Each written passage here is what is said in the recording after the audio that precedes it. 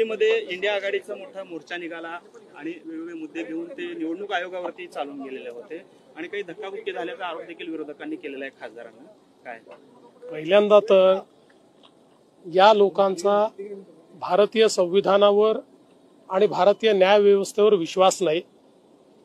Bharat Ratna doctor Babasaheb आंबेडकरांनी जे संविधान लिहिलं त्या संविधानाने जो निवडणूक आयोग तयार केलेला आहे त्या निवडणूक आयोगाने 4 पत्र यांना दिले की तुम्ही जे सांगता ते येऊन इथे शपथेवर सांगा.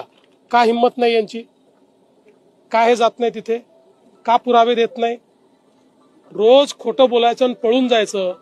पळपुटे लोक आहेत, यांच्याजवळ काहीच नाही आहे.